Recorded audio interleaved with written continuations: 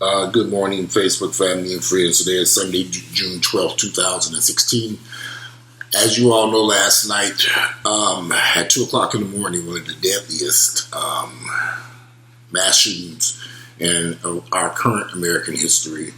50 people killed at a nightclub, a gay nightclub at that, in Orlando, Florida. Originally, they said there were 20 people. Now they have confirmed that it's 50 and 50 people killed and 53 injured, some of them critically, and they may not make it. So that number of 50 may rise over the next few days.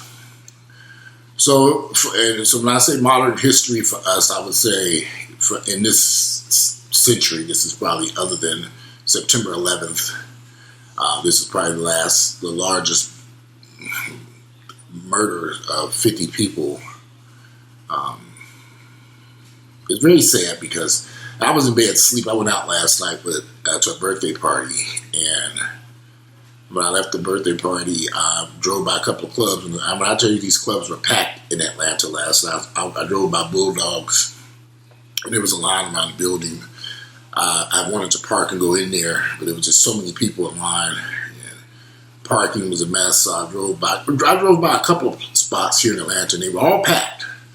And it's so interesting because I was thinking to myself, wow, there's a lot of people out and about tonight. And the weather was warm and hot, so I ended up not going into any of the clubs, and I just came on home. It was about 2 o'clock in the morning when I got home. And little did I know, in Orlando, Florida, a madman was beginning to kill and harm innocent people out having fun, just having drinks and laughing, having fun in a nice club, while preparing to enjoy their night, or in the middle of their night enjoying it, and then this murderer shows up there. So early this morning, Earl woke me up after I didn't get any sleep. He's like, Walter, was a shooting. He was laying next to me. He just started shaking the bed. I'm like, what is going on? He was shaking the bed looking for the remote and to turn on the TV. He said it was a massive shooting. This is like 6:30, 7 o'clock in the morning. I'm like, what is this, man? The sun is just coming up. And so we turned on the TV, and I saw Post Nightclub, which I'm familiar with because Earl seems to like female impersonators. We've been past that club. We never went into it. We've always gone to Parliament House instead in the Orlando area when we vacation. When Earl and I don't really go out here in Atlanta, but when we travel, we will go out in Orlando and in Fort Lauderdale or Miami to go to clubs. So anyway, he was familiar with the club. He knew immediately what it was, and he said that there was a shooting. And this shooting is sad. And I'm willing to bet you all $1 million the man who did this shooting was possibly gay. And I'm saying this from my own experience. I'm almost 50 years of age. I've lived in this earth a long time, and I find that when these incidents happen and gays are attacked, and 9 times out of 10, the person doing the attacking and killing is another gay person who's dealing with mental issues in their own mind about their own sexuality. So for this man to go in there and kill 50 people, you have to wonder about whether it's the security. Did they not have enough security present there? Did anyone else have a gun inside the club? Possibly not. It's a nightclub. They're not allowed. Or was there only one security officer? Did they have metal detectors? Did he just barge his way into the club? How, could he have been stopped? Could this have been prevented? Possibly not. If this man had made up his mind that this is what he was going to do, he probably would have shot the security guards at the front door and proceeded into the club and did what he did. I'm reading reports where people were begging for their lives. And he just walked through the club shooting people and killing them. They say the club was packed with over 300 and something odd people in that club, which is a small spot. So it had to be packed to capacity, if not over capacity, 300 people in a nightclub like that. Like I said, Earl's very familiar with the place. He's from Florida. I just wonder, could this have been prevented? In my mind, I don't think it could have been. You have a madman hell-bent on killing innocent people. He came prepared to do so with an AK-47 rifle, assault rifle, goes into this club and begins shooting people. So as Earl and I lay in the bed watching this, we've been planning our little vacation to Florida, and next week we're going on a cruise, and we want to spend a few days down in Miami. We always stop in Orlando on our way through there. So I'm really sad about this because it just goes to show these were young people out enjoying life. And for someone to really to come in there and snuff their lives out for no reason at all. This was senseless killings of innocent people. And it didn't have to happen. I think really here in the United States we're not dealing with mental illness the way we should be dealing with it. And I'm willing to bet that this man's family members knew this man and had some issues.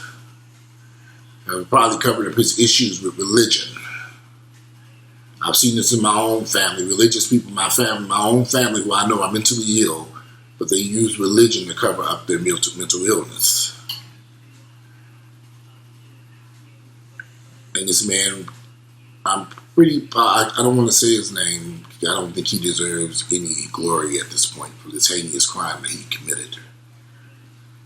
But he was only 29 years of age.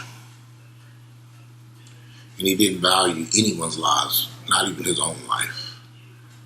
For someone to walk into a club and begin aimlessly shooting people that you don't even know, that you never met, that you don't have any beef with, that you're not angry with, that you don't have any problems with, to walk into a club and begin doing this senseless crime makes no sense to me. So now we have 50 dead. Their family members are in pain and hurting. Family members, partners, children. We don't know the story. And here's an interesting part. Now, I'm willing to bet a lot of these people that were killed in this club were not possibly even gay. They could have been some. So they don't know if it's a hate crime or a terrorist attack. We won't know for a few days what this man's mind was.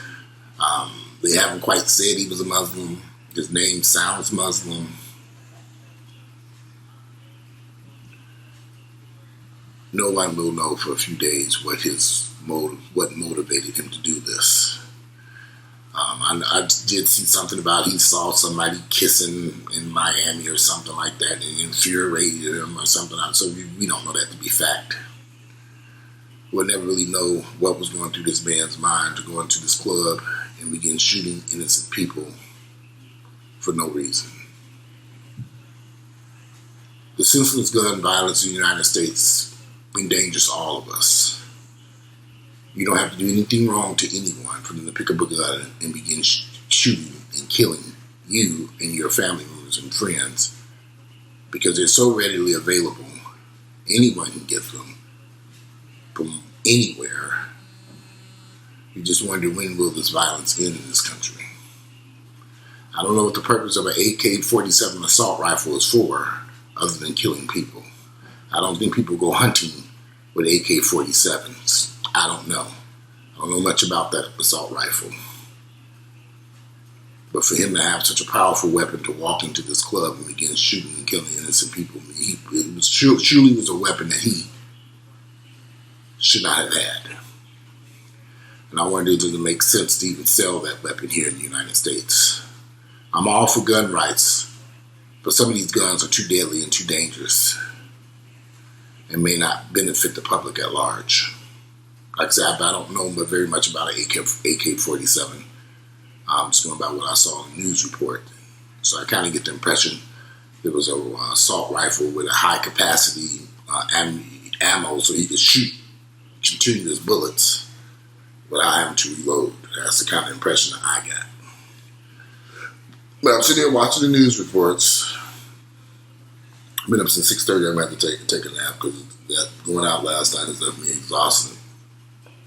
When me and Earl were talking,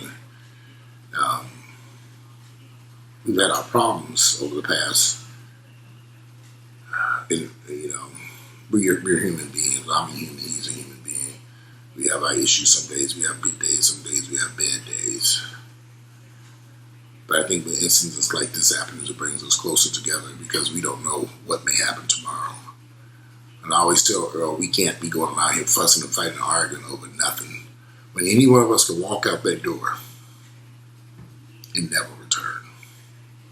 So treat me with love and respect, and I'm going to treat you with love and respect.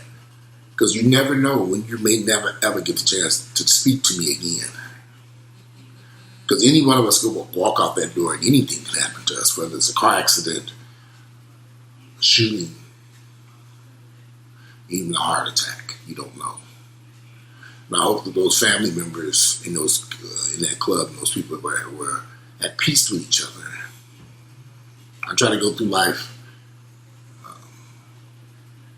trying to keep peace with people. I think a lot of people kind of look at the stuff I do as controversial. I just want us to be able to think about our lives, think about the things that we do. But yeah, we're not perfect people over here. We have our issues. I'm not a perfect person, nor would I ever say I was a perfect person. But I have sense enough not to grab up an AK-47 gun and walk into a club and shoot innocent people. So I hope what comes out of this is that we're able to begin the process of trying to find a solution to this problem. If we ever can find a solution to mass murderers killing innocent people for no reason. If you like my videos, please click like, share them with family members and friends. I'm out of here, and please enjoy your Sunday. Be grateful for what you have, because you never know what may happen tomorrow. And tomorrow isn't guaranteed for any of us. I'm out of here. Bye.